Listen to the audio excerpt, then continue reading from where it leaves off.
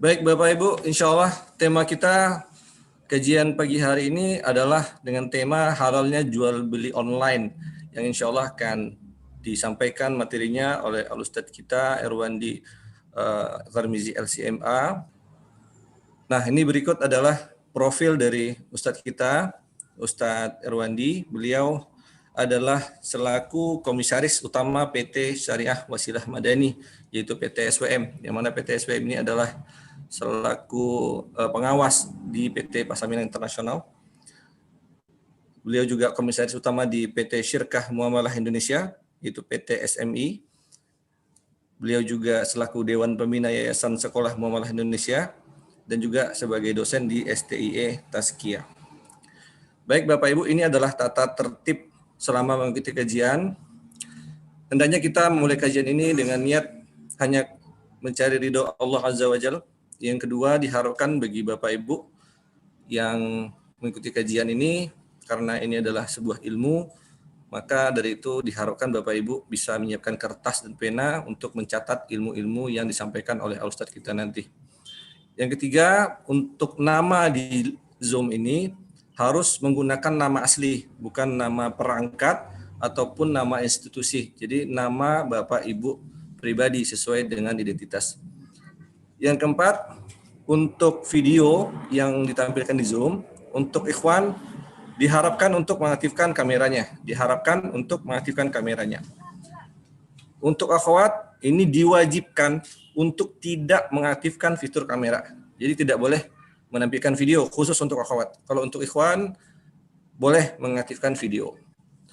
Yang kelima, untuk audio, selama proses kajian berlangsung, peserta diminta untuk menonaktifkan semua audionya. Jadi tidak boleh ada suara selain suara Al-Ustadz kita.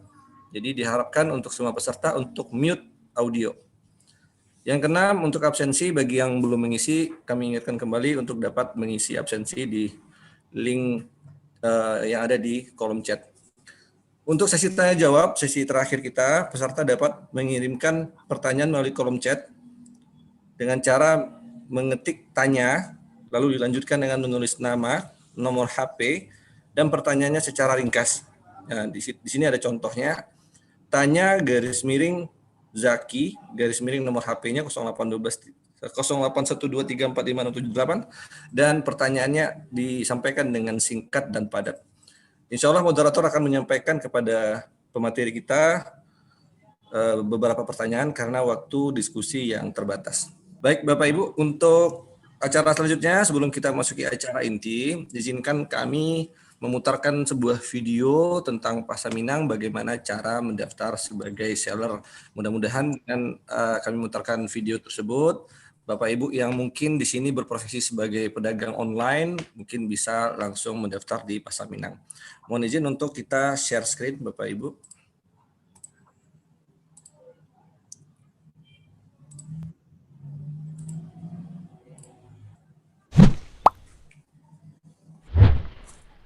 Berikut adalah tutorial cara daftar sebagai mitra atau penjual. 3 langkah mudah daftar sebagai mitra atau penjual. Pertama, registrasi. Kedua, verifikasi. Dan ketiga, setup wizard. Langkah awal, buka website www.pasarminang.com di browser Anda. Selanjutnya, klik jadi mitra. Anda akan menuju halaman pengisian formulir. Isi formulirnya. Klik tanda centang. Dengan mengklik tanda centang, mitra dianggap telah membaca, mengerti, memahami, dan menyetujui semua isi dalam syarat dan ketentuan. Selanjutnya, pilih saya sebagai penjual. Lalu klik tanda daftar. Tunggu hingga tanda centang hijau muncul. Jika sudah muncul, selanjutnya cek email. Mitra akan mendapat email berisi password dan link verifikasi dari Pasar Minang. Selanjutnya, mitra akan diarahkan menuju setup wizard. Setup wizard adalah proses konfigurasi cepat untuk pengaturan dasar. Mitra diharapkan mengisinya dan tidak melewatinya karena proses setup wizard hanya dapat dilakukan satu kali. Klik tombol mulai. Pengaturan pertama adalah pengaturan toko yang berisi konfigurasi toko dan alamat toko. Isi formulirnya. Selanjutnya, klik tombol lanjutkan. Pengaturan kedua adalah pengiriman. Saat ini, jasa kurir yang mendapat verifikasi rekanan dari Paseminang adalah RPX dan JNE. Pilih lokasi asal pengiriman, lalu pilih RPX dan JNE. Selanjutnya, klik tombol lanjutkan. Pengaturan terakhir yaitu pembayaran.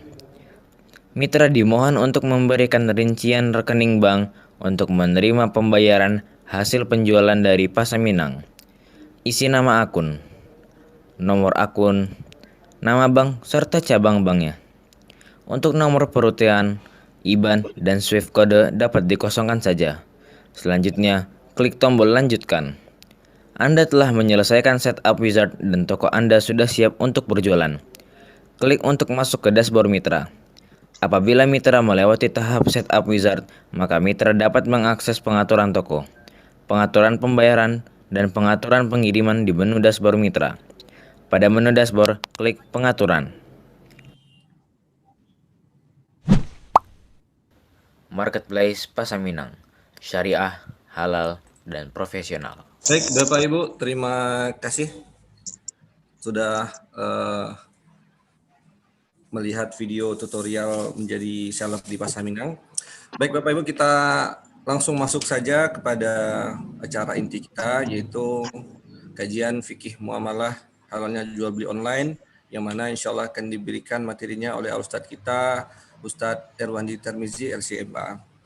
Bagi Bapak Ibu, dipersilahkan untuk menyediakan kertas dan pena, karena ini adalah ilmu yang sangat bermanfaat untuk dapat mengambil ilmu dari beliau. Bagi nanti Bapak Ibu yang ada pertanyaan, dipersilahkan untuk mengetikkan di kolom chat dengan format yang sudah kami sampaikan tadi. Baik, Bapak Ibu, untuk itu kita langsung saja masuk ke acara kita berikutnya, yaitu kajian fikih muamalah oleh Ustadz kita, Ustadz Erwandi Tarmizi LCMA. Kepada Ustadz, kami persilakan. Bismillah. Assalamualaikum warahmatullahi wabarakatuh. Alhamdulillah rabbil alamin. Wa bihi nasta'in. Wa nusalli wa nusallim wa nubarik ala nabiyyina Muhammadin wa alihi wa sahbihi ajma'in wa ba'd. Ikhwani wa akhwati fillah, baik para founder, pendiri dari Pasar Minang, kemudian teman-teman para pedagang, baik yang telah tergabung ataupun mau bergabung, atau para semua yang hadir pada majelis ini. Semoga Allah Subhanahu wa taala memberikan kepada kita ilmu akan syariatnya. Ya, dengan ilmu ini seorang muslim dapat mengarungi hidupnya ini di dunia dengan rasa bahagia, ketentraman jiwa, mendapatkan harta yang diberkahi oleh Allah Azza wa Jalla. Dan di akhirat semoga menjadi orang-orang yang ditempatkan Allah di sisinya. Fi maq'adi sidqin inda malikin muqtadir. Berada di tempat duduk orang-orang yang dipercaya Allah Azza wa Jalla. Inda malikin muqtadir. Di sisi Allah, penguasa yang bisa melakukan apa saja. Kalau saja di dunia orang berada di sisi orang yang dianggapnya figur atau figur masyarakat, menjadi sebuah kebanggaan bagi dia, padahal figur tersebut tidak memiliki apa-apa. Tidak memiliki nyawa yang di badannya, tidak memiliki jantung yang di tubuhnya, paru-parunya bergerak, tidak dia bisa mengontrol sendiri, maka dia adalah orang yang lemah. Tetapi karena manusia membesarkannya, sehingga menurut manusia dia orang yang besar. Allah Azza wa Jalla, inda malikin muqtadir. Allah pemilik segala sesuatu dan penguasa sesuatu. Dan memang berkuasa atas segala sesuatunya. Maka keberadaan dekat sisi Allah Azza wa Jalla di hari akhir, di dunia dan di akhirat, seperti yang Allah jelaskan tadi, maka ini adalah kemuliaan yang tidak ada kemuliaan lagi di atasnya. Ikhwani wa akhwati fillah,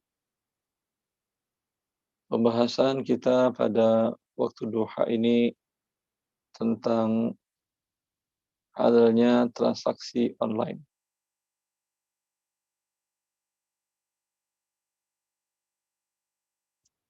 Tema halalnya transaksi online tentu akan susah kita akan jelaskan.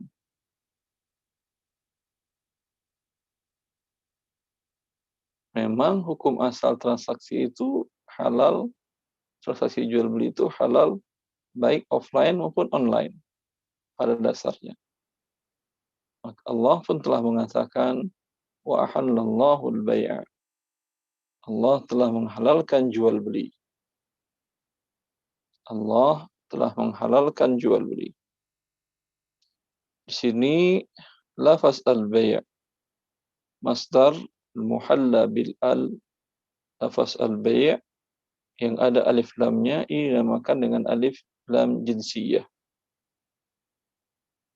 Jinsiyah maksudnya adalah semua jenis jual beli yang dimulai oleh Allah dengan lafaz wa ahallallahu al-bai'a.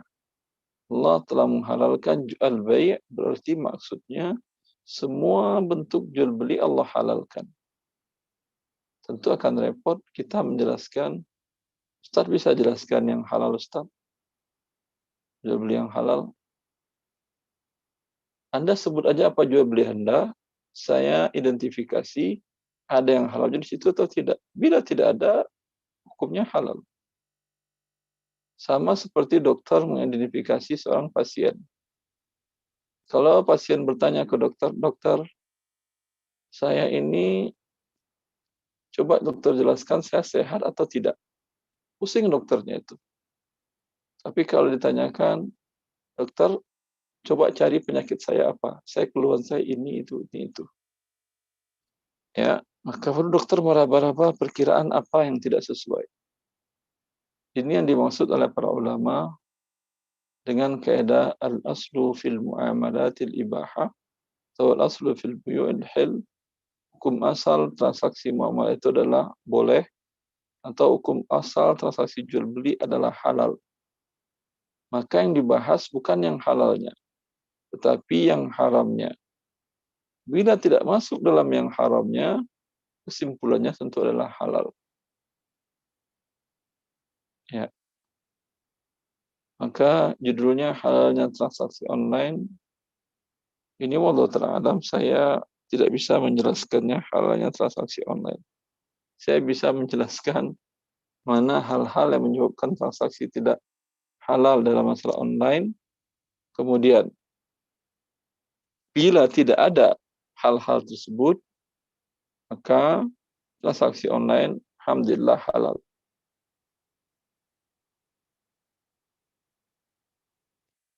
Bisa difahami ini kan ya? Ya, Ustaz. Ya. Transaksi yang menjadi tidak dibolehkan bila dia mengandung unsur riba, gharar, dan zalim.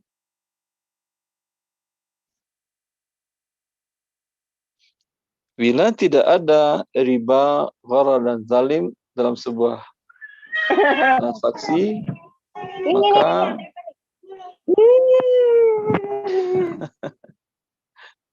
Masya Allah, lama sudah nggak dengar bayi menangis. Allah barik. Ya. Maka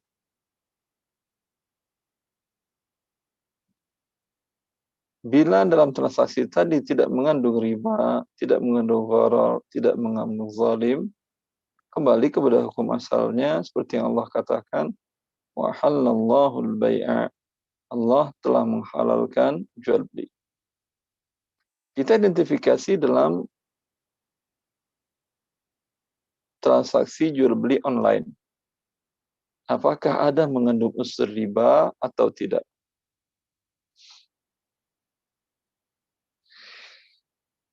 Beberapa bentuk transaksi di online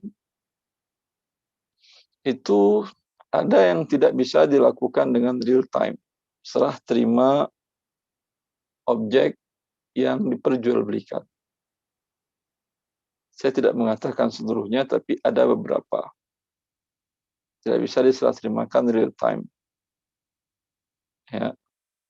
Dan dalam syariat, ada beberapa komoditas, ada 6 komoditas, yang bila ditukar sejenis, syariat mensyaratkan harus real time, serah terimanya.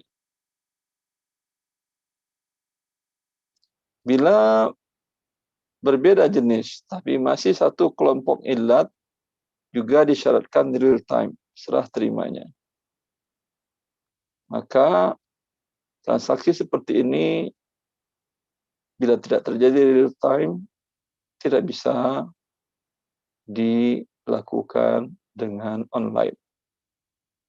Ingat, bila tidak terjadi, saya tidak mengatakan tidak bisa halal sama sekali. Tapi mungkin bisa terjadi, Ustaz. Jawabannya mungkin bisa terjadi. Ya.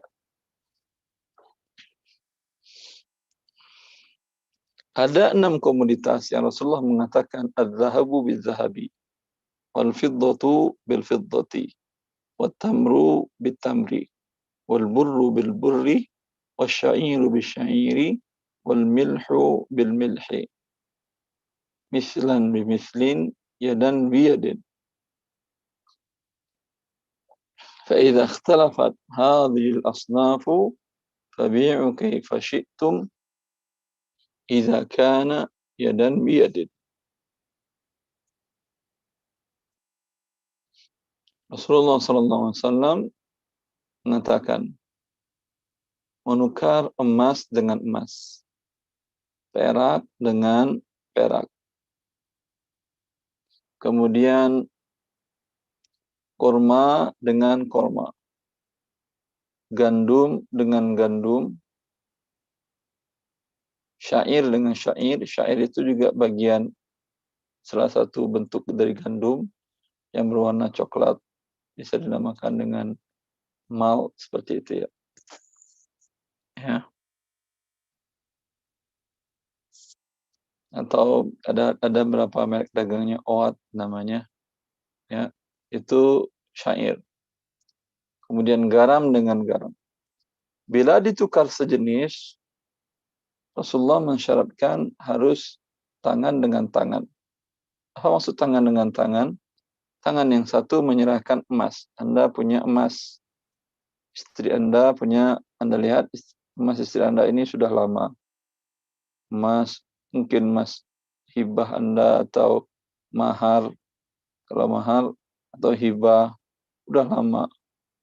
Ya, Anda izin ke istri, ini boleh saya perbaharui, untuk istri senang. Ya, Anda bawa ke toko emas langganan Anda. Anda katakan, ini saya mau tukar dengan model yang baru, boleh enggak? Boleh, kata orang tersebut. Ini syaratnya harus sama gramasinya dan yadan biyadin. Kalau gramasi yang di tangan Anda 20 gram, harus ditukar juga dengan yang 20 gram di toko emas. Tidak boleh di bawah itu. Anda 20, dia 19, tidak boleh. Kemudian syarat kedua, yadan biyadin. Tangan kanan Anda menyerahkan emas, kemudian tangan kiri Anda menerima emas dari si tukang emas. Bila tidak terjadi ini, maka terjadi riba. Di online per hari ini belum bisa terjadi, saya kira. Anda punya emas lama, ingin ditukar dengan emas yang baru, ya. Setuju sih sama-sama gramasinya, tapi serah terimanya itu tidak bisa yadan biyadin real time. Maka kalau tidak bisa terjadi riba. Begitu juga Rasulullah mengatakan, bila masih satu ilat emas dan perak satu, yaitu pendapat yang terkuat dari pendapat para ulama adalah wala batus samaniyah, sebagai alat tukar, atau samaniyah sebagai alat tukar. Maka Rasulullah mensyaratkan juga harus tunai, yadan biyadin. Maka menukar emas dengan perak boleh berbeda gramasinya. 10 gram perak, 1 gram emas boleh. 20 gram perak, 1 gram emas juga boleh. Tapi syaratnya harus yadan biyadin. Tangan yang satu menyerahkan perak, tangan yang satu menerima emas pada saat itu juga. Mata uang per hari ini, rupiah, dolar, ringgit, real, dan seluruhnya, itu dimasukkan dalam kategori emas dan perak. Maka menukar dolar dengan rupiah, itu syaratnya harus tangan yang satu menyerahkan dolar, tangan yang satu menerima rupiah.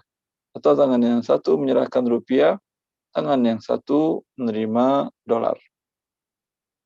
Bila tidak terjadi itu, maka ini dinamakan dengan riba.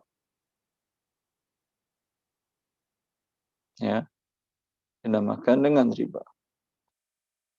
Begitu juga menukar rupiah dengan emas, atau menukar rupiah dengan perak. Mau beli emas, ya.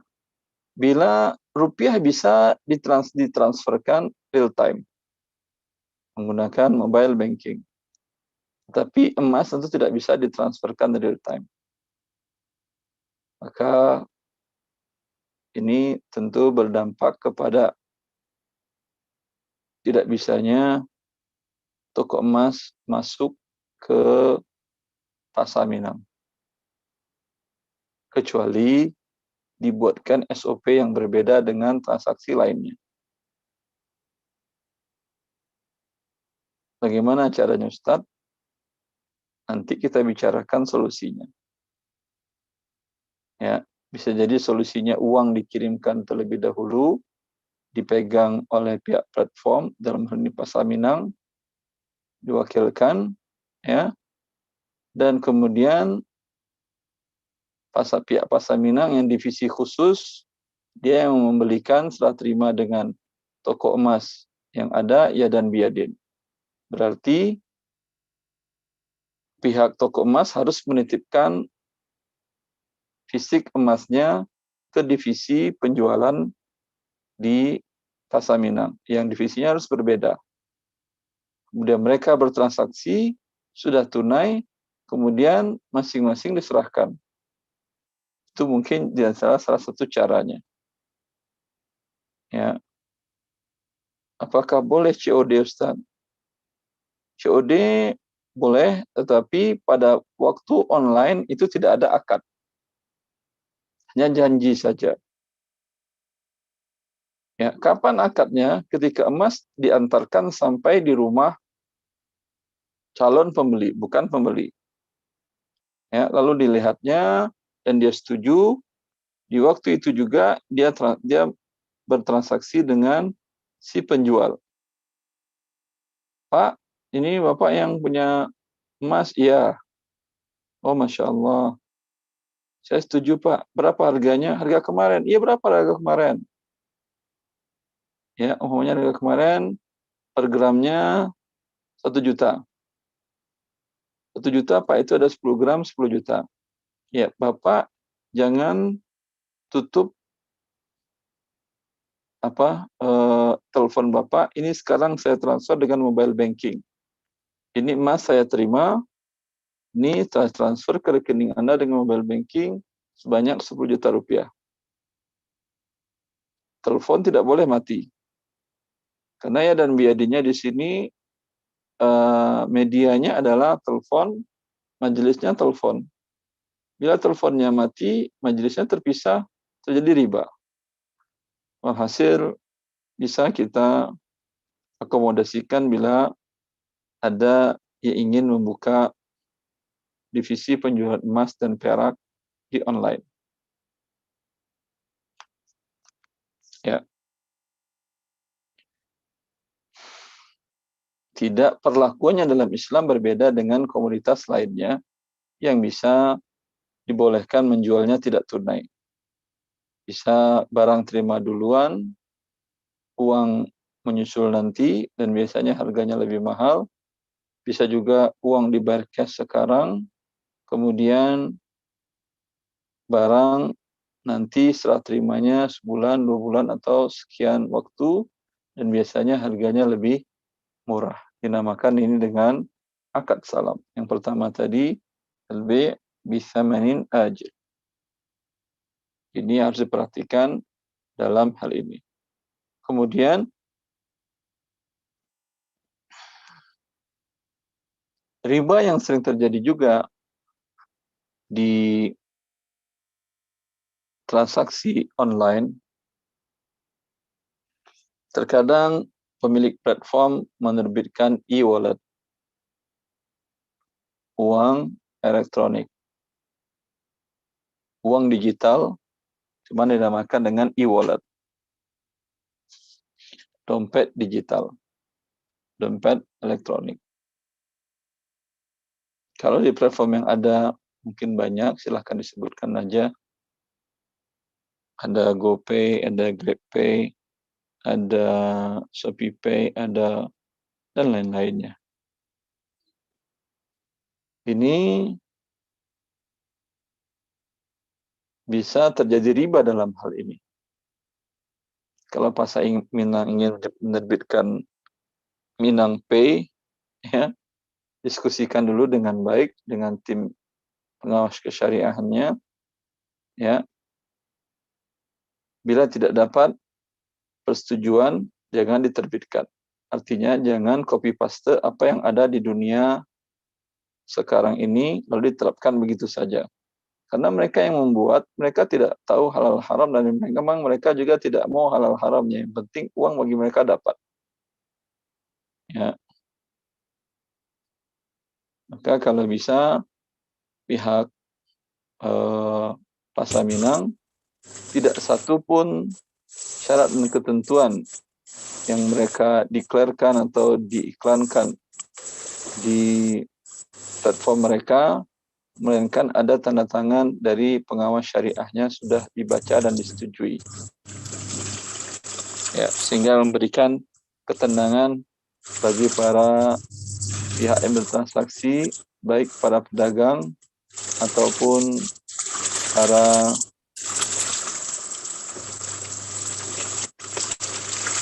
pembeli, para konsumen yang ada. Ya.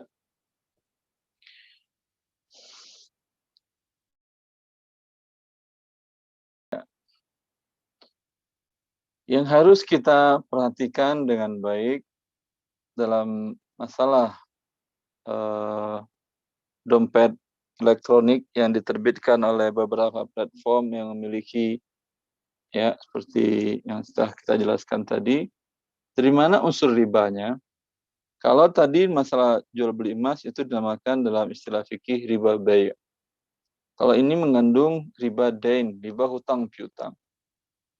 Dari mana riba hutang piutangnya muncul? Ketika seseorang top up ke e-wallet tadi, berarti dia mengirimkan uang ke rekening mereka. Itu bentuknya apa? Beli barang? Jawabannya tidak. Nanti kalau dia butuh barang, baru beli barang. Lalu bentuknya apa? Nitip. Kalau nitip, hilang nggak tanggung jawab. Lalu bentuk akadnya apa? Sebetulnya akadnya adalah qard, pinjaman.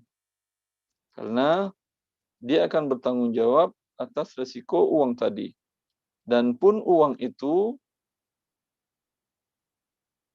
bila ada pertambahan uang itu seperti bunga, karena mereka buka di bank konvensional, maka bunganya milik mereka. Ini artinya akadnya adalah qard. Karena akadnya qard, bila pihak yang menerima uang ini, yaitu pihak platform tadi, memberikan diskon kepada para pemegang uang itu, kepada yang lain tidak. Yang beli cash tidak menggunakan uang elektronik itu tidak ada diskonnya. Tidak ada diskon ongkos kirim, tidak ada diskon barang, dan seterusnya. Maka ini tentu akadnya adalah menjadi riba karena dia mendapatkan manfaat atas uang yang dipinjamkannya pada saat top up kepada pasar tadi atau kepada platform tadi. Ya. Tapi bisakah dibuat dengan syariat, sesuai dengan syariat? Ya, Allah Ta'ala a'lam. Bisa, tapi mungkin tidak terlalu mudah. Mungkin tidak terlalu menarik. Kenapa tidak terlalu menarik? Karena tidak boleh diberikan diskon. Atau diberikan diskon kepada seluruhnya. Baik yang menggunakan dompet elektronik, platform tadi, ataupun yang menggunakan uang cash dengan transfer via bank dan selainnya, tetap dapat diskon. Maka kalau seperti ini, tentulah ini sifatnya tidak ada mengandung unsur riba karena semuanya mendapatkan manfaat yang sama. Ya. Kemudian juga ada di beberapa online tersebut yang mengandung unsur riba dain, riba utang piutang, dalam bentuk pay letter. Kalau pembayaran tunda dibolehkan, ya, ada tambahan, ini sudah ada riba dari awal kalau begitu.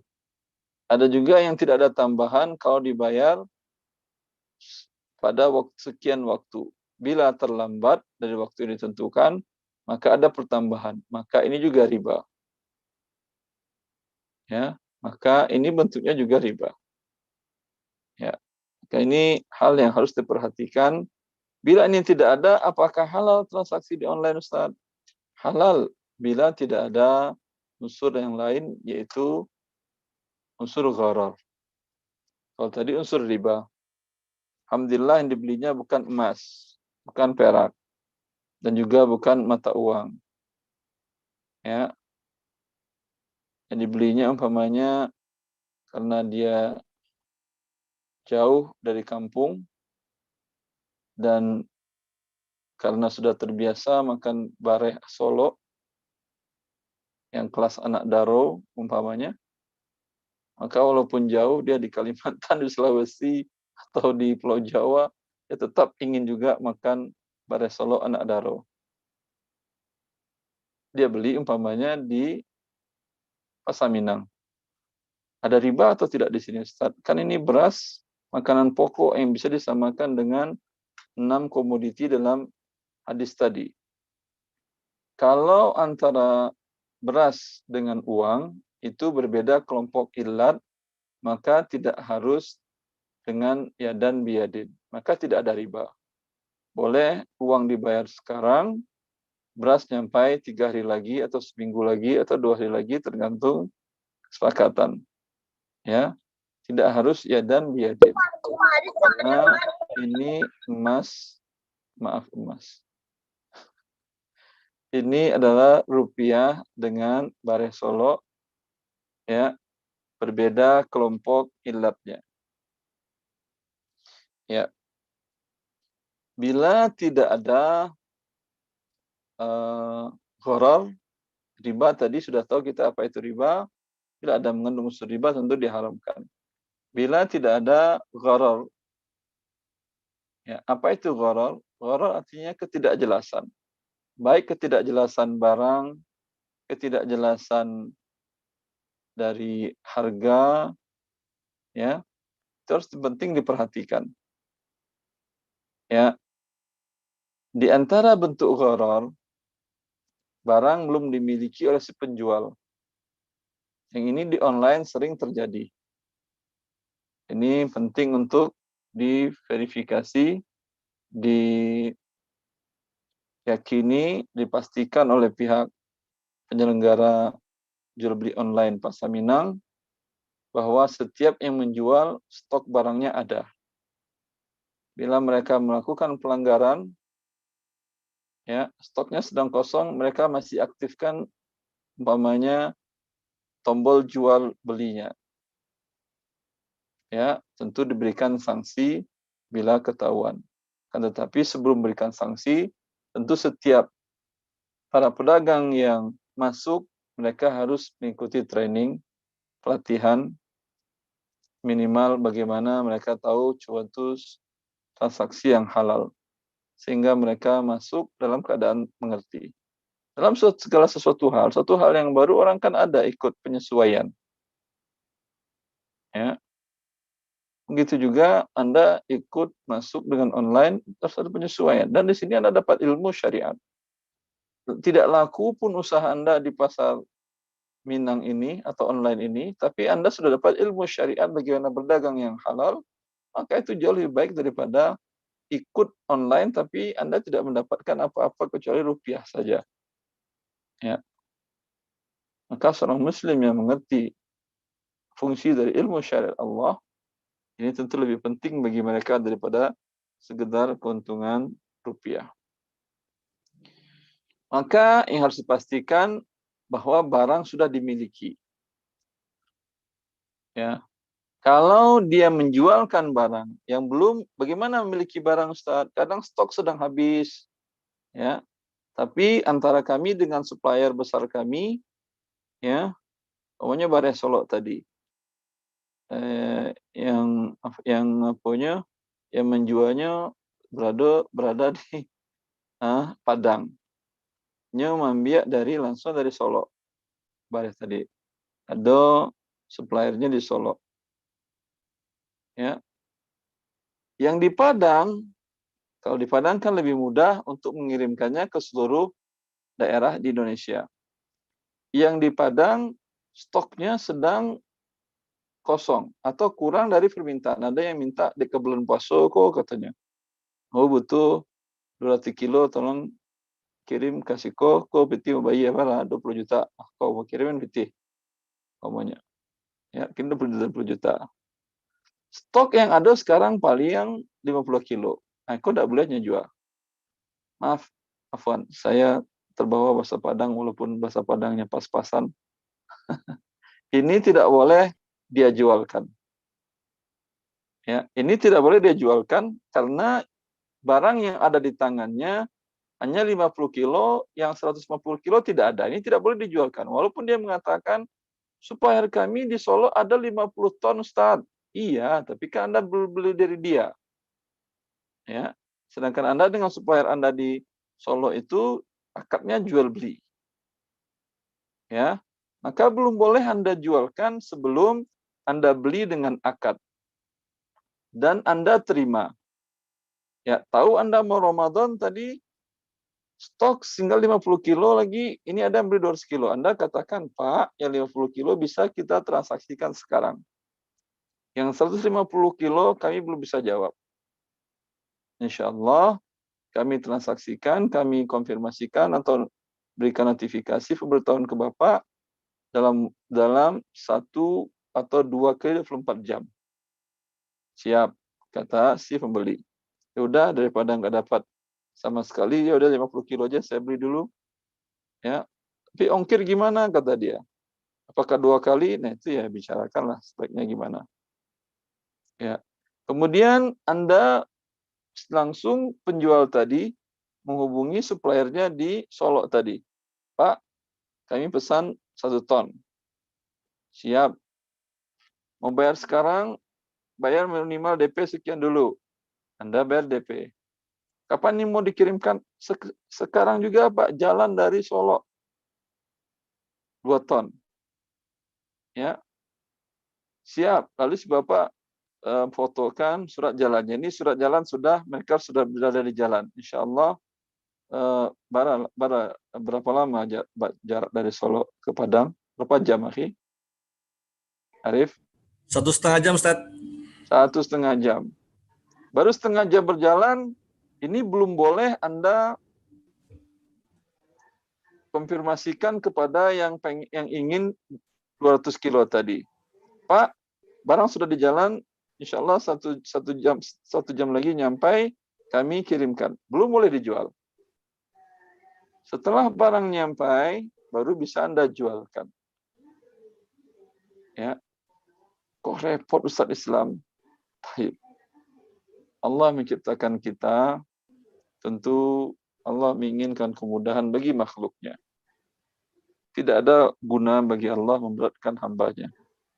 Tapi Allah Maha mengetahui, bila aturan ini kita langgar, akan terjadi kerusakan yang berat di atas muka bumi ini. Kerusakannya bukan pada Anda saja, tapi kepada banyak pihak. Nantilah kita bahas lagi apa di antara kerusakan bila transaksi gharar dilakukan. Ya, riba dilakukan, zalim dilakukan. Ya, itu di antara gharar. Di antara bentuk gharar lagi, bahwasanya barang yang dijual harus jelas. Harga juga harus jelas. Bagaimana menjelaskan barang?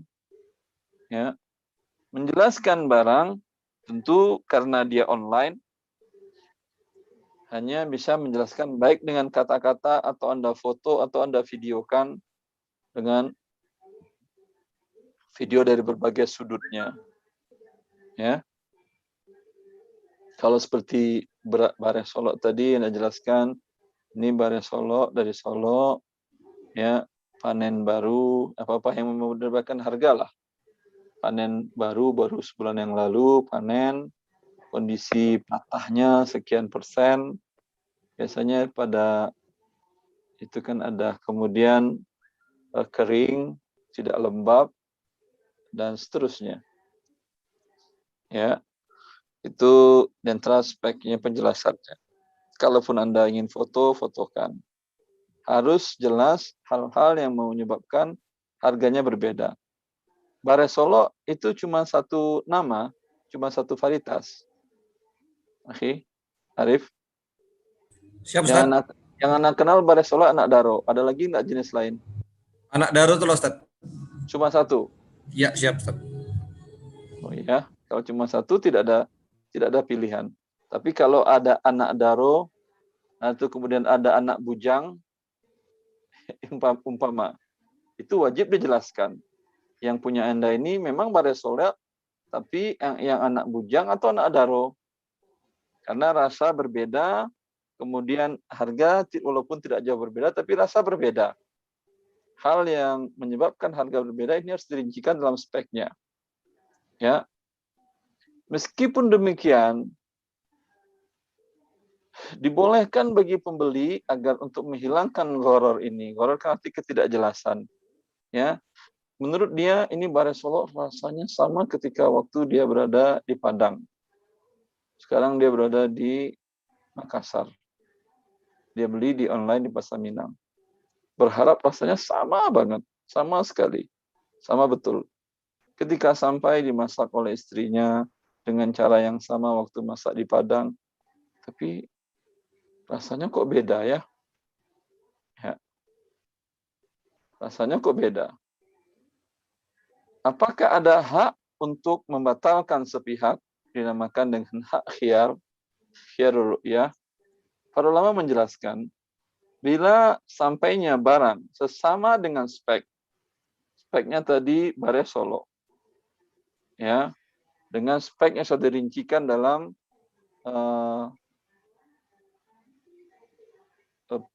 barang, dirinci serinci-rincinya, dan barang sampai sama semuanya. Anda tanya ke orang, ada tetangga Anda atau teman Anda di Makassar, iko iya bare anak Daro atau anak bujang kok akhirnya. Lihatnya, iya kok anak Daro kok. Cobanya dikit rasanya, iya rasa anak Daro, enggak bujangnya rasanya kok anak Daro kok rasanya kok. Hah? Ya, alhamdulillah. Cuman saya rasa kok ini ya, itu mah perasaan kamu aja. Kalau gitu tidak boleh.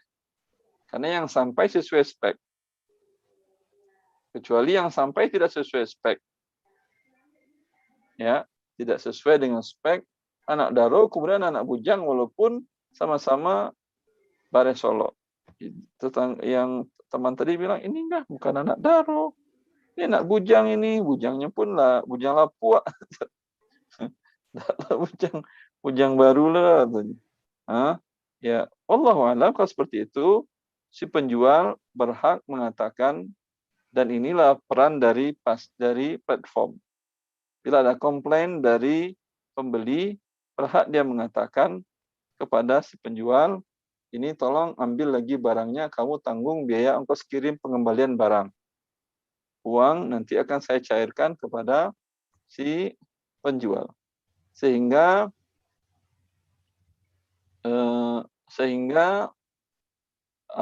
para pembeli yang ada di platform tadi, hak mereka terjamin, tidak merasa terzolimi. Karena kebanyakan orang yang belanja di online tadi, ya, dalam bayangannya lain, barang yang sampai lain. Di fotonya cakep, perasaannya nyampai kok perasaannya beda.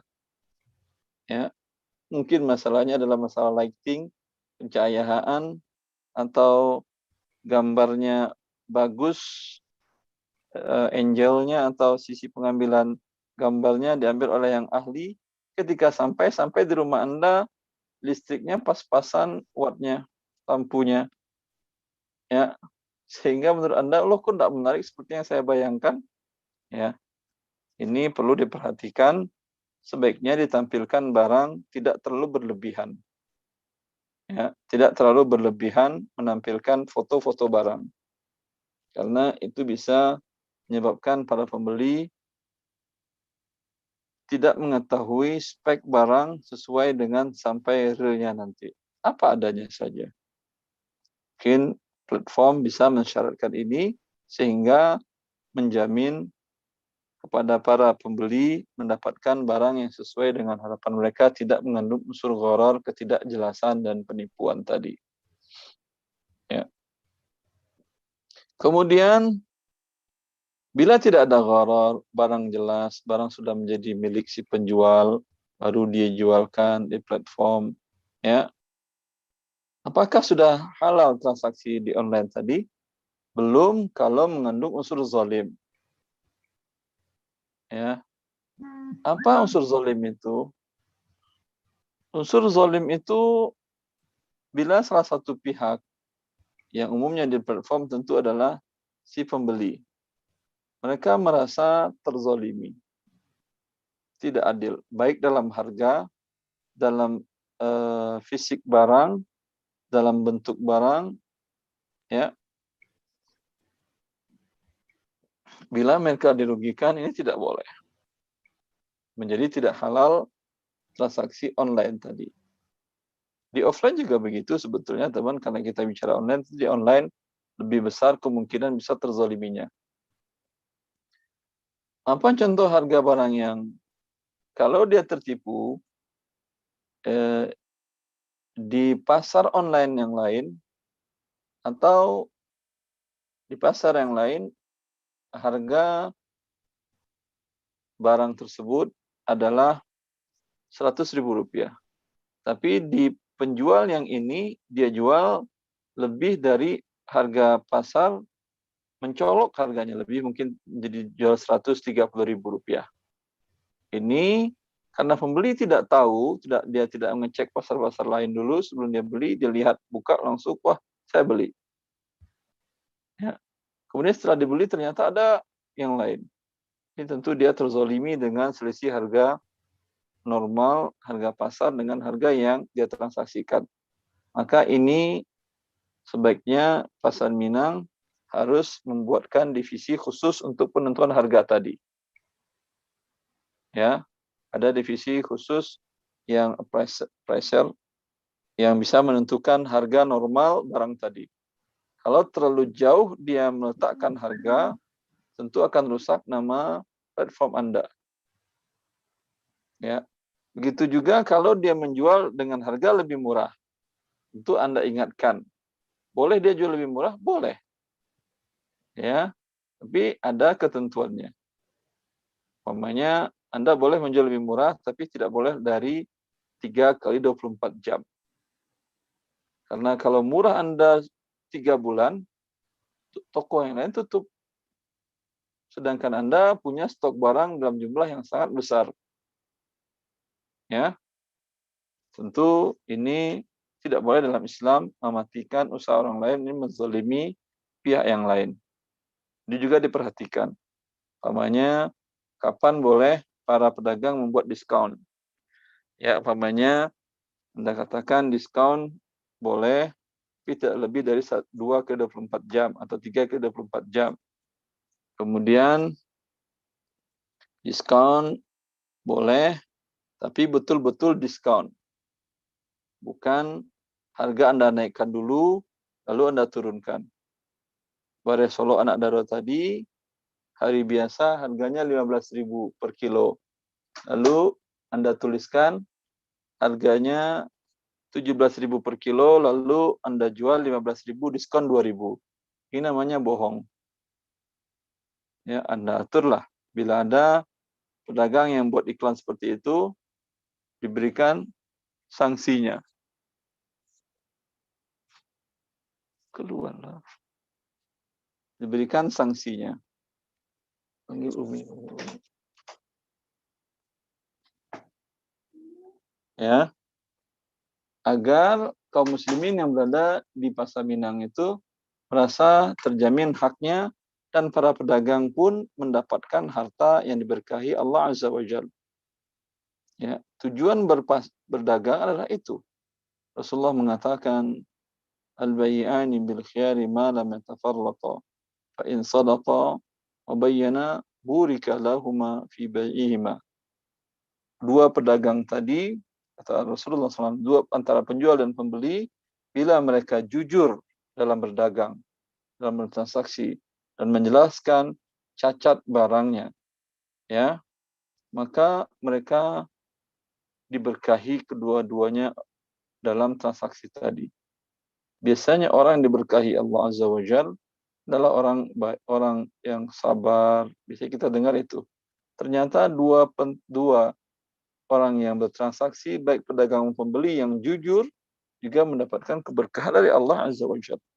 Maka ini tentu lebih besar daripada sekedar bertransaksi mencari dunia yang di mata Allah Azza wa Jalla tidak lebih berat daripada sehelai sayap seekor nyamuk atau lalat. Ya. Kemudian yang perlu diperhatikan juga, dibuat ketentuan agar tidak terzolimi para pelanggan, para pembeli, para konsumen, tidak boleh menjual barang KW. Barang KW itu apa? Merek terkenal, kemudian dibuatkan dia mirip dengan itu dan mereknya pun sama. Ini tidak boleh. Ini menzolimi si pemegang merek yang asli. Dia kan kafir, Ustaz.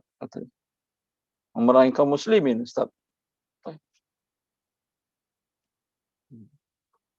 Walaupun orang kafir, walaupun dia memerangi kaum muslimin yang lain, tapi yang si penjual ini nggak ikut perang. Yang memerangi itu yang pergi ke negara sana, mereka bukan pemilik brand ini. Ya. Maka ini penting diperhatikan. Karena dalam Islam, hak orang kafir, walaupun dia kafir, Islam menjaga haknya. Tidak menyebabkan untuk menzalimi mereka. Ya. Tapi kalau umpamanya mereknya beda, ya, umpamanya ada produk tertentu yang sudah punya branding, sudah punya merek dagang yang terkenal.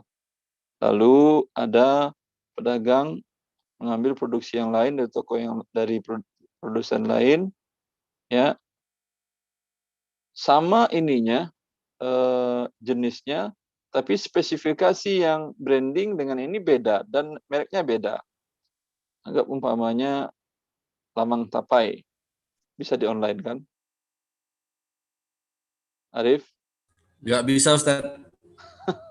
Lamang tapai tidak bisa online. Nggak bisa, Ustaz. Basi dia, Ustaz.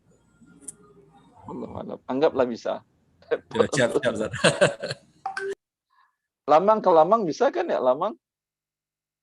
Bisa, bisa, Ustaz. Insya Allah, Ustaz. Lamang ada. Ya. Ada brand terkenal nggak lamang itu? Atau umpamanya ada Lamang Limo Kau, Ustaz, Batu Sangkar. itu brand dagang atau Daerah yang terkenal dengan lamang itu, Ustaz. ya itu kan daerah bukan brand. Kalau ada Ya, umpamanya lamang Mapua, lamang Mapua, dan itu sudah terkenal. Kalau orang kemana-mana ke Sumatera Barat, biasanya pasti nanya, ada lamang Mapua enggak di sini? Ada. Dan dia punya ciri khas.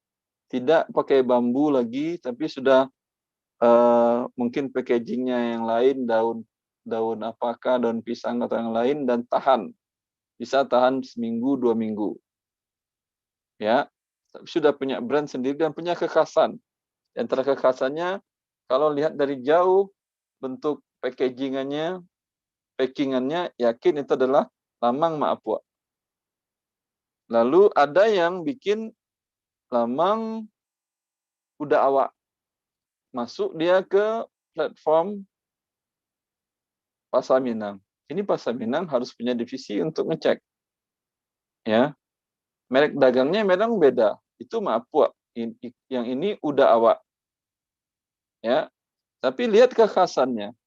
Kalau disandingkan antara ini Mapua tadi dengan udah awak, kalau orang melihat sama, akan tertipu dia.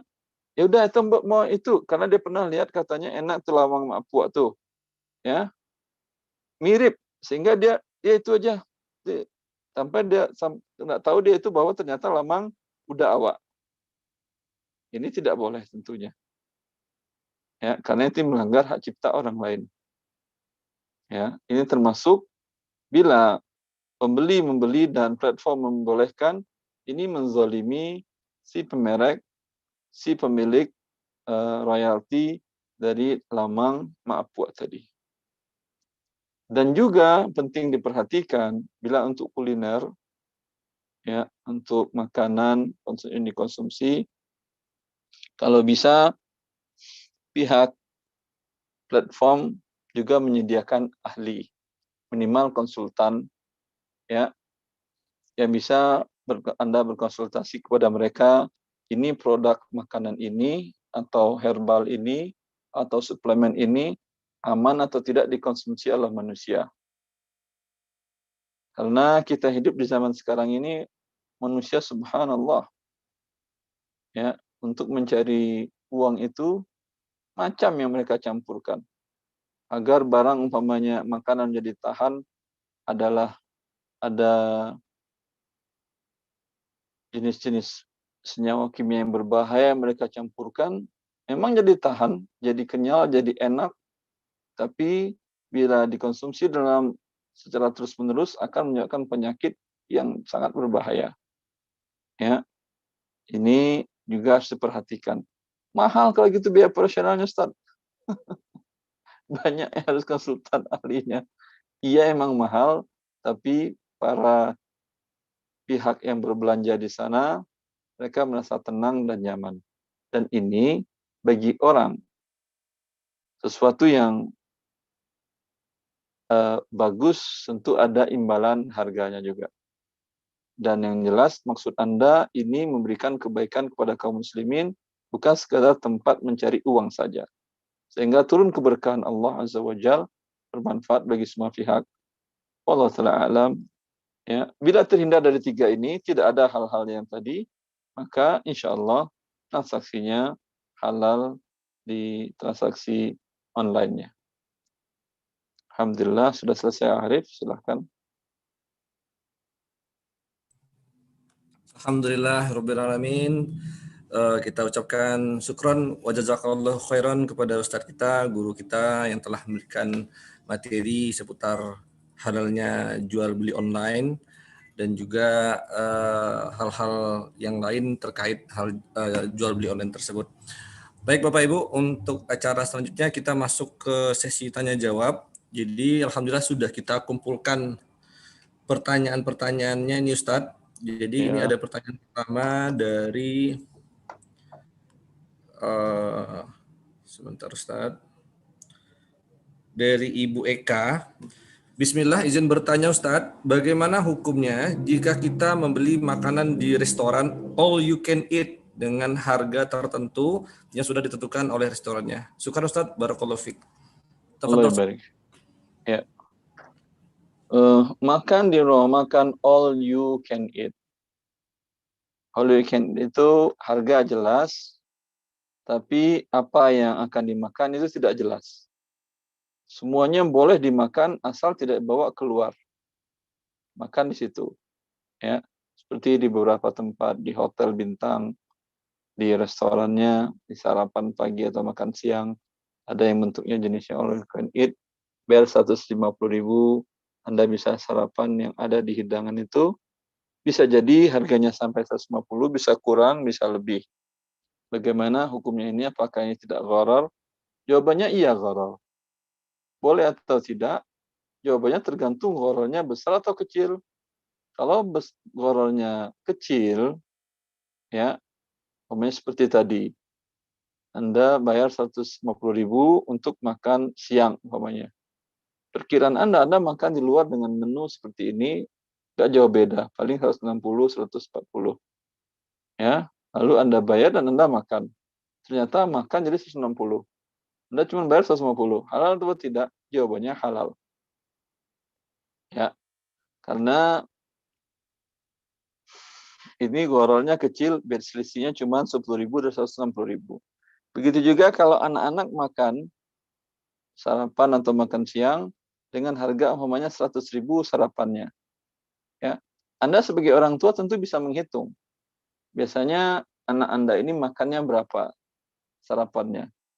Kalau tipe anak Anda sarapannya apa yang ada bisa masuk, alhamdulillah, Anda tentu akan siap membayar 100.000 ini. Ya udah, anak sih biasanya bisa dia makan 5 piring atau 3 piring dari sarapan yang ada, ya cocoklah harga 100.000 rupiah. Ya, kurang-kurang atau lebih-lebih dikit. Ini boleh, nggak ada masalah. Tapi kalau besar selisihnya, ya, Anda sengaja makan siang di situ. Udah pernah ke Danau Bawah, Munter pernah berarti. Dari kemarin sore Anda tidak makan. Sarapan tidak makan. Ini sekarang sengaja Anda katakan, saya mau makan all you can eat di rumah makan ini siang ini. Ya, Anda bayar 150.000 dan alhamdulillah Anda menang. Dapat 200.000. Ini hukumnya haram. Karena ada selisih 50.000 yang gharar. Itu 50.000 bukan kecil, besar.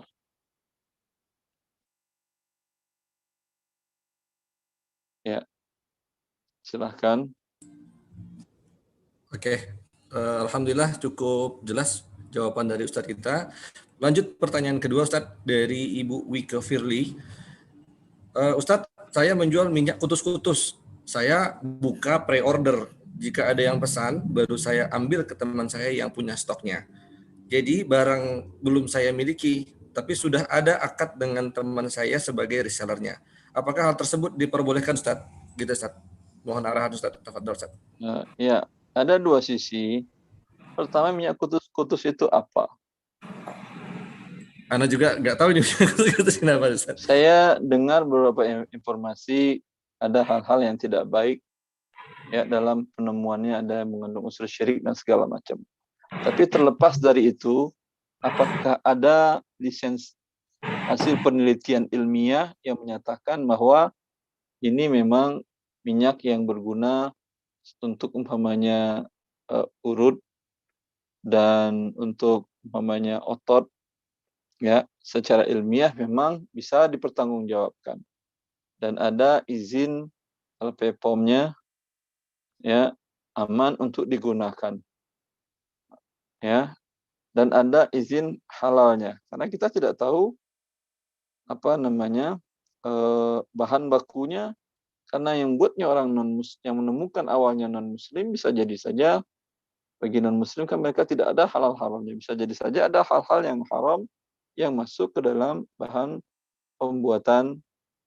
dasar pembuatan minyak tersebut. Itu yang saya maksud tadi dengan kezaliman. Jadi dalam hal seperti itu tadi, minimal pihak platform memastikan itu agar tidak terzalimi para pembeli yang bertransaksi di platform. Ya. Andai umpamanya alhamdulillah semuanya bagus, halal, dan tidak ada walau ada pun cerita awal kesyirikan dan segala macam itu hoax, Ustadz, segala macam sudah dibuktikan secara ilmiah memang ini suatu hal yang berguna dan harga jualnya pun pantas, seimbang dengan harga minyak lain yang sudah punya branding untuk minyak pijat atau urut. Tinggal lagi kasusnya, kalau bolehkah dia jualkan barang sedang tidak ada di tangan dia, masih di supplier. Tadi kan kita sudah jelaskan. Kalau akad Anda dengan supplier mengatakan, ini bawa barang yang laku, kasih uang ke saya, selisihnya untuk kamu, yang tidak laku kembalikan, nggak apa-apa. Kalau seperti ini, Anda boleh menjualkan bila di supplier Anda ada. Karena ini namanya akadnya wakalah. Tapi ini biasanya tidak banyak yang bisa berakad seperti ini. Umumnya para produsen, para pemilik barang atau agen atau distributor, mereka minta beli, akadnya jual beli. Tidak laku yang nanggung Anda. Ya, masalah pembayaran bisa dengan ringan dengan cara tunda. Bila halnya seperti ini, Anda akadnya beli, maka tidak boleh Anda jual sampai Anda beli dahulu minyak tersebut, lalu Anda terima fisiknya, baru boleh Anda jualkan di online tadi. Wallahu a'lam.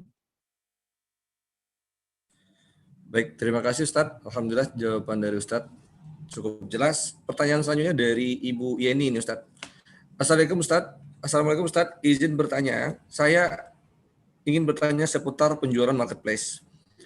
Saya memiliki teman yang sama-sama penjual hijab dari brand A sebagai agen. Suatu hari teman saya ini mendapat pesanan di marketplace dan barang yang dipesan konsumen tersebut ternyata sudah habis. Sehingga teman saya tersebut memesan kepada saya yang mana saya memiliki barang yang dipesan oleh konsumen teman saya tadi. Nah, apakah halal saya mengirimkan barang pesanan konsumen teman saya tadi yang di marketplace tadi, di mana ongkirnya masih mencukupi dari jumlah pesanan marketplace tadi. Lalu teman saya membayar ke saya sejumlah pesanan dengan potongan harga sesama agen, begitu Ustaz. Fadhal Ustaz. Ini ada yang kurang. Barangnya siapa yang ngirimkan? Saya atau teman saya? Ini informasinya agak kurang. Mungkin dari Ibu Yeni bisa langsung bertanya kepada Ustaz dengan tidak pakai video ya, hanya audio saja. Silakan Bu Yeni. Hanya mengaktifkan audionya saja. Silakan Bu Yeni bertanya kepada Ustadz karena informasinya ini ada yang kurang untuk Ustadz menjawab. Silakan Bu Yeni.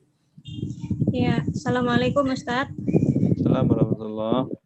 Nah, ini teman saya yang memiliki barang saya. Jadi teman saya itu memiliki marketplace. Nah, ketika ada pesanan customernya, dia kehabisan barang. Nah, kemudian dia nyari barang ke saya, Mbak ini ada barang. Sebentar. Sebelum dia nyari barang ke Anda, teman Anda itu langsung jual dulu atau dia pending dulu penjualannya? Sudah dijual. Jadi dia sudah mendapatkan. Kalau sudah dijual, berarti dia haram melakukannya ini. Karena dia menjual barang yang tidak ada pada dirinya. Nah, Ustaz. Berarti ya. saya menolak. Anda, bukan, sebentar dulu. Anda Ibu Yeni wajib menyampaikan itu kepada teman Anda. Ini kamu jual haram ini, jangan diulangi lagi gitu. Lalu sekarang gimana Mbak?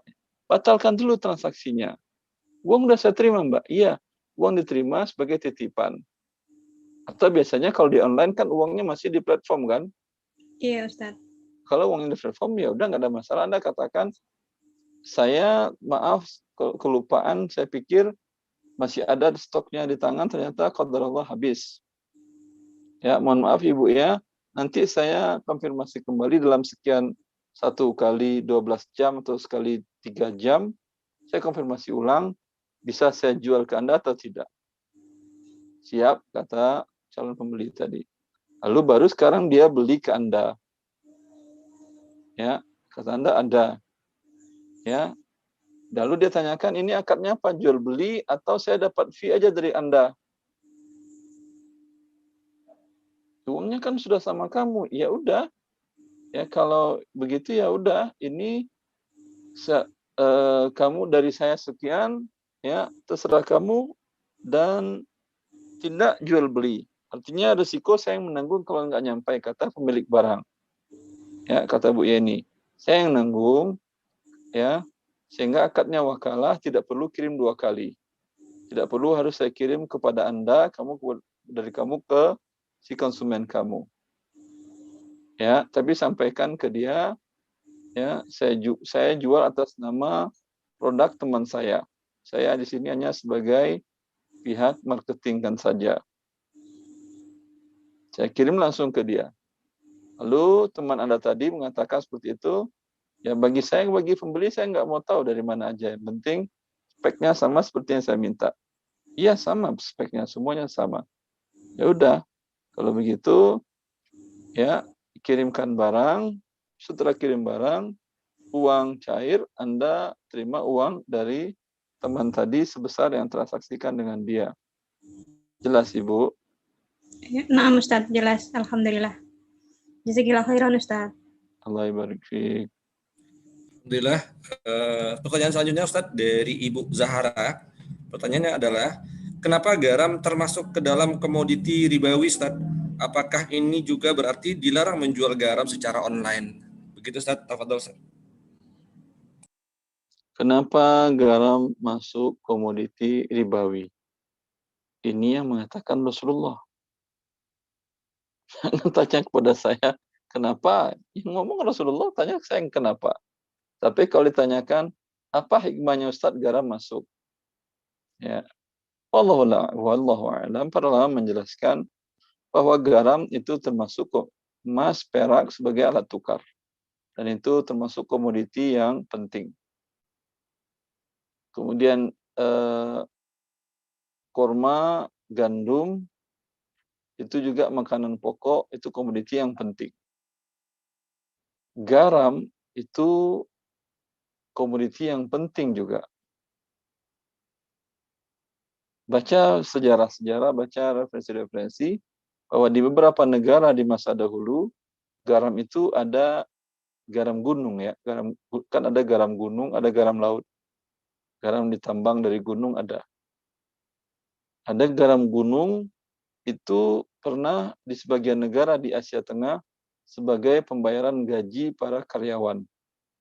Seperti di Indonesia pernah gaji ASN dibayar sebagian pakai beras kan ya.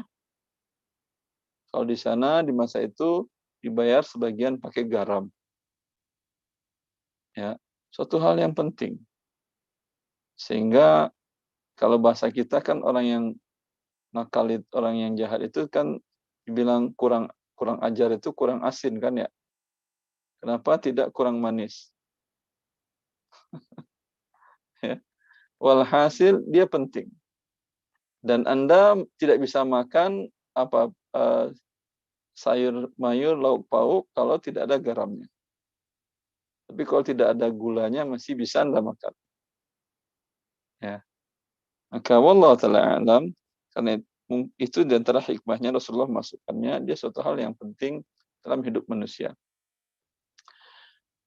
Kemudian, apakah boleh dijual belikan online garam? Biasanya dijual online itu garam apa? Garam gunung atau garam laut juga? Garam makan biasanya Ustadz. Garam meja. Ya. Wallahu a'lam. Dia tidak satu kelompok ilat dengan rupiah, emas, dan uang. Maka ditukar online, ditukar dengan tidak tunai dengan uang, hukumnya boleh. Sama tadi saya contohkan beras Solo, anak daro, jual online boleh. Padahal beras juga makanan pokok. Disamakan dengan gandum dan kurma. Ya, tapi boleh jual online boleh. Karena dia bukan ditukar dengan yang sejenis. Kalau ditukar sejenis, yaitu Anda beli umpamanya dengan beras juga. Anda beli beras solok, Anda pengen makan beras solok, di rumah Anda ada beras jenis basmati, beras India yang panjang. Ya, Anda katakan, saya beli beras solok 100 kilo, saya kirim ke Anda basmati 50 kilo. Ini tidak boleh. Karena tukar-menukar beras dengan beras haruslah tunai, tidak bisa online.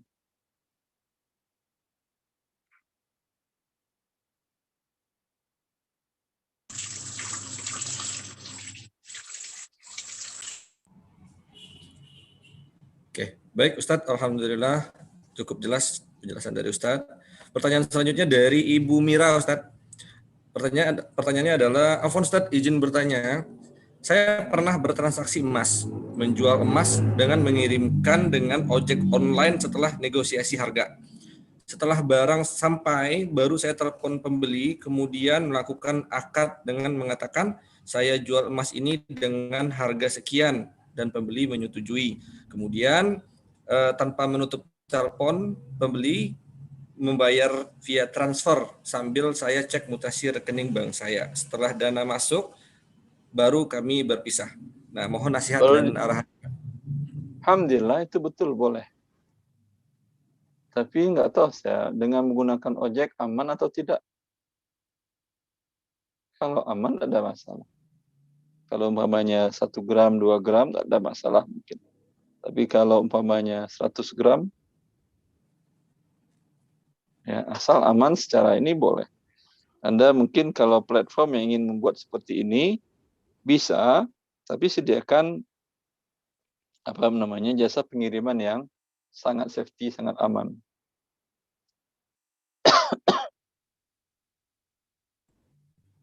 Baik, jadi hukumnya boleh Ustaz ya? Seperti tadi boleh, Alhamdulillah. karena akadnya itu lanjut. tunai namanya, dan biadin. Emas diterimanya, baik. uang pada saat dia bertransaksi masuk ke rekeningnya, itu berarti sudah diterima masuk ke rekening. Iya, betul Ustaz.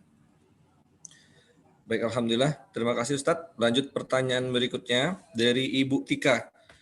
Pertanyaannya adalah, Bismillah, izin bertanya Ustadz, bagaimana hukum bergabung dengan program gratis ongkir dari sebuah marketplace, yang mana jika kita ikut program tersebut, maka akan ada fee sekian persen dari setiap transaksi yang berhasil kita dapatkan. Fee dipotong langsung dari setiap penghasilan yang masuk, dan apabila pembeli tidak menggunakan pengiriman gratis ongkir, maka tidak ada potongan fee. Nah, tapi ada juga marketplace yang tetap memotong fee selama kita bergabung program gratis ongkir tersebut, walaupun pembeli tidak menggunakan program gratis ongkir. Mohon arahannya Ustaz. Syukran Ustaz. Tafadhol Ustaz. Wallahu alam. Gratis ongkir yang diberikan oleh platform itu bisa jadi halal, bisa jadi haram. Ya, kalau umpamanya jasa pengiriman adalah perusahaan milik si platform, itu nggak ada masalah. Umumnya tidak. Antara seperti Pasar Minang tadi menggunakan JNE dengan FedEx kan ya? RPX Ustaz. RPX. Dua-duanya Ya, ini kan bukan anak perusahaan Pasar-Minang kan ya? Bukan. Jelas Iya, betul bukan. Ustaz. Ya. Maka kalau umpamanya transaksinya adalah bahwa harga barang tidak termasuk ongkir. Kalau tidak termasuk ongkir, ini pada saat awalnya kan ya, tidak termasuk ongkir, berarti yang membayarkan ongkos kirim adalah para pembeli. Lalu dengan akumulasi sekian lama, 6 bulan, sudah bertransaksi antara Pasar-Minang dengan ekspedisi tadi, anggap umpamanya JNE tadi sudah nilainya besar, sudah miliaran. Ya. Sehingga pihak JNE memberikan diskon. Ini diskon bukan milik Pasar-Minang. Ya. Ini diskon milik para setiap yang bertransaksi tadi. Karena Pasar-Minang hanyalah sebagai menunjukkan ini kami yang bekerja sama dengannya. Maka ini bukan milik mereka, kecuali disampaikan bahwa harga di luar ongkir, dan bila kami mendapatkan diskon dari pihak ekspedisi, itu menjadi hak kami dan Anda menghalalkannya dari awal. Itu boleh. Kecuali kalau bentuknya adalah Pasar menjual barang include dengan pengiriman harga. Anda buatkanlah, kalau kota Jabodetabek harganya sekian, include dengan ongkos kirim. Di kota ini dan sekitarnya, sekian harganya, include harga kirim. Sehingga kalau include harga kirim, maka otomatis yang bertransaksi dengan pihak ekspedisi adalah pihak platform. Bila pihak platform yang bertransaksi, maka bila dapat diskon, potongan harga, ya, ini milik platform. Kalau sudah menjadi milik platform, dia bisa membuat program ongkir tadi, ongkos kirim gratis, memanfaatkan diskon tadi selama beberapa waktu. Ya, ini yang penting diperhatikan dalam hal tersebut. Lalu sebagai konsumen bagaimana? Panjang banget Ustaz. Ya udah, sebagai konsumen Anda lihat. Itu ketika Anda bertransaksi, include harganya atau di luar ongkos kirim. Kan misalnya ada penjelasan seperti itu. Harga tidak termasuk ongkos kirim. Kalau begitu dia buatkan, dan dia buatkan program gratis ongkir, ini ada syubhat, ya. Ongkos kirimnya ini adalah bukan haknya dia, diskon dari pihak ekspedisi tadi. Wallahu a'lam. Alhamdulillah, syukur Ustaz atas penjelasannya. Pertanyaan selanjutnya Ustaz, ini dari Ibu Dian di Jakarta. Ini pertanyaannya seputar hukum dropshipper Ustaz. Mohon arahan hukum sebagai dropshipper tersebut Ustaz. Tafadhol Ustaz. Ya Allah, barik fiik. Dropshipper dia menjualkan barang yang bukan miliknya. Dia tinggal melihat di sebuah platform barang fulan, kemudian dia atau barang orang lain dia foto, kemudian dia iklankan dan dia jual kembali. Bila dia sudah bertransaksi, kemudian dia baru beli barang dari toko tadi dan dikirimkannya. Ini tentu tidak boleh. Ini sangat penting diperhatikan oleh pihak platform. Pastikan penjual memiliki barang. Kalau tidak, ada solusi yang lain, tapi namanya bukan tentu dropshipper. Apa namanya? Jasa membantu mencarikan barang. Ada umpamanya dia menaruh umpamanya barang-barang di foto-fotonya berapa jenis barang yang laku dan laris. Tapi barang bukan milik dia, tapi dia tahu dengan harga yang murah. Dia hanya menyatakan bahwa kami membantu Anda untuk mendapatkan barang. Jasa membelikan. Dan kami dapatkan fee sekian persen, apakah 20%, 13%, 18%, atau berapa yang disepakati. Ya, ini penting diperhatikan. Ya. Baik Ustaz, alhamdulillah. Terima kasih Ustaz. Ini selanjutnya pertanyaan dari Ibu Nesya. Pertanyaan adalah, semoga Ustaz selalu dalam rahmat Allah. Bismillah, ingin bertanya, saya pernah bertanya kepada penjual emas LM online. Memangnya boleh menjual emas tidak tunai? Jadi pertanyaannya kepada si penjual tadi, memangnya boleh menjual emas tidak tunai? Dan beliau mengirimkan fatwa MUI yang mengatakan emas LM tersebut yang dijual tidak termasuk nilai tukar. Jadi boleh jika tidak yadan biyadin. Bagaimana menurut Ustadz? Tafadhol Ustadz. Kalau sekedar akan mengirim fatwa, saya juga bisa mengirimkan fatwa dari seluruh ulama dunia. Ya, kalau panco ulama seluruh dunia, OKI, Organisasi Konferensi Islam, ya, yang ditandatanganin resolusinya oleh seluruh ulama dunia yang ada di sana, ya, mereka mengatakan haram menjual belikannya, dan itu dijadikan standar operasional perbankan syariah internasional terbitkan di Bahrain. Yang terdiri para ulama kontemporer di bidang perbankan dan bisnis Islam. Ulama internasional kalibernya. Dan sayangnya ulama Indonesia tidak ada yang masuk anggota pakar di Dewan Pakar di situ. Dinamakan dengan AYV, Asosiasi Accounting dan Auditing Lembaga Keuangan Syariah Islam Sedunia. Mereka memiliki syariah standar, pasal-pasal standar operasionalnya, bagaimana cara yang halal. Dinyatakan di sana dalam pasal murabahah, wala yajuzu ijra'ul murabahatil muajjalati ala dhahabi wal fiddati wal umulat. Tidak boleh melakukan jual beli murabahah yang tidak tunai, yang objeknya adalah emas, perak, dan mata uang. Itu ulama internasional dalam SOP-nya. Saya bisa kirimkan ke Anda atau ke dia juga. Kalau tidak, Anda cek di situsnya ada. AAOIFI. Ketik tentang beli emas tidak tunai, kan keluar standar operasionalnya. Kira-kira kalau menurut Anda, mana lebih kuat Dewan Syariah Indonesia dengan ulama seluruh dunia? Ya, kalau sekedar fatwa. Tapi kalau kembali kepada hadis, tadi jelas Nabi mengharamkan menukar emas dengan perak, yang keduanya itu adalah mata uang di masa itu.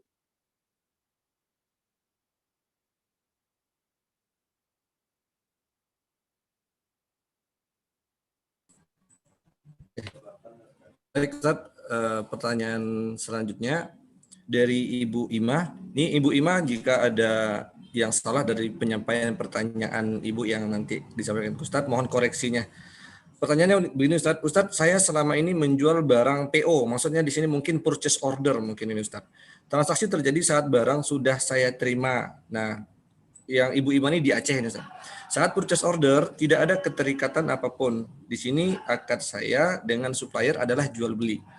Jika ada yang memesan dari luar Aceh, apa boleh transfer langsung kepada supplier, lalu supplier memberi fee kepada saya, atau bagaimana menurut Ustaz dan solusinya? Syukur Ustaz. Tafadhol Ustaz. Barangnya butuh diproduksi atau tidak? Apa maksud PO itu? Kepada Ibu Ima, mungkin bisa langsung bertanya kepada Ustadz dengan tidak menghidupkan video, hanya audio saja. Silakan Ibu Ima. Ibu Ima. Ibu Ima dengan pemegang nomor telepon 0812 69 03 937. Ibu Ima silakan bertanya kepada Ustadz. Arif, mungkin kita bantu Kan- saja. Jadi Ustadz, pertanyaan dia sebenarnya lebih kepada... Assalamualaikum Ustadz. Oh, ini ada. Assalamualaikum. Waalaikumsalam. Silakan Ibu. Iya maaf Ustadz, tadi lagi ngurusi bayi. Gini Ustadz, jadi kan saya selama ini jualan buku PO Ustadz. Maaf, buku PO itu apa artinya? Buku itu tidak dicetak? Sedang dicetak Ustadz. Sedang dicetak. Kalau Ya. sedang dicetak, boleh Anda jualkan. Oh gitu Ustadz ya. Walaupun saya belum memiliki, nggak apa-apa ya Ustadz ya? Boleh. Anda katakan, buku sedang dicetak, saya jual kepada kamu. Setelah terimanya nanti. Uang sekarang kirim. Boleh. Walaupun buku itu kan bukan, gimana ya Ustadz, buku itu kan dicetak bukan permintaan customer, tapi penerbitnya yang mencetaknya, itu nggak apa-apa juga ya Ustadz? Boleh. Boleh. Kalau seandainya saya menjual barang bukan PO dengan seperti yang tadi, gimana ya Ustadz? Saya pesankan dulu untuk customer di Aceh, saya pesankan dulu, begitu sampai saya hubungi lagi customer, baru terjadi akad. Sedangkan untuk customer yang di luar Aceh, apa ada solusi secara syar'inya nggak ya Ustadz? Apa maksud saya pesankan dulu tadi? Gini Ustadz, misalnya ada yang saya mau order baju, saya mau pesankan baju gamis misalnya Ustadz ya, ada customer. Terus tiba-tiba kan baju gamisnya sudah ada di Anda? Belum Ustadz, saya harus pesankan dulu. Tapi dan posisi itu barangnya customize atau barangnya standar? Standar Ustadz.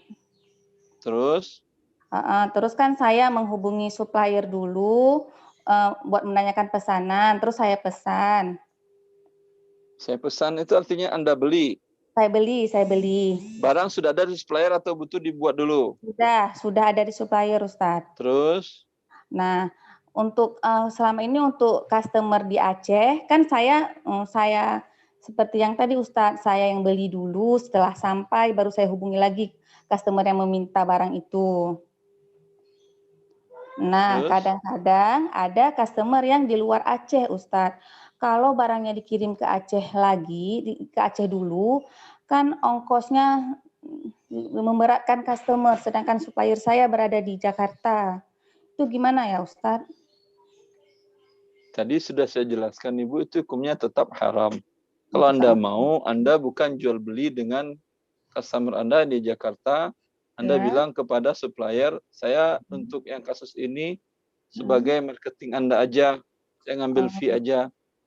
Ya, saya ngambil fee membawa pembeli ke Anda. Ini pembeli ke Anda transaksilah dengan dia, beri saya fee. Paham?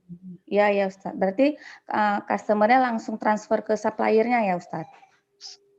Customer-nya transaksi dan transfer ke supplier. Anda dari transaksi tadi, supplier ngasih Anda fee sekian.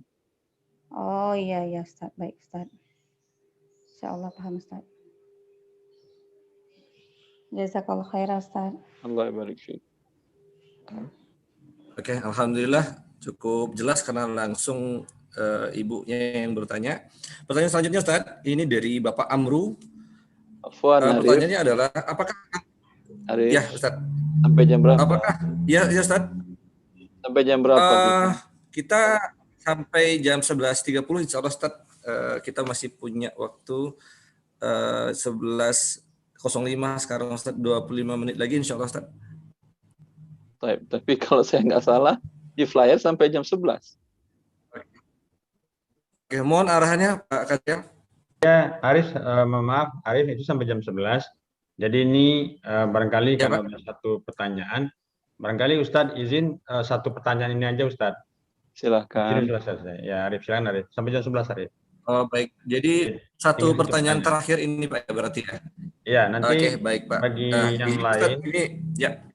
Bagi yang lain nanti jika ingin berdiskusi secara umum, boleh tetap di Zoom ini, walaupun tanpa Ustadz. Jika ada yang ditanyakan yang bersifat umum, yang bukan bersifat syariahnya begitu. Ya, nanti bisa kita lanjutkan lagi di waktu yang lain pertemuan. Ya. Ini insya Allah berkala, pokoknya bisa. Silakan Arif. Silakan. Oke. Terima kasih banyak Pak. Ini pertanyaan terakhir Ustadz dari Pak Amru.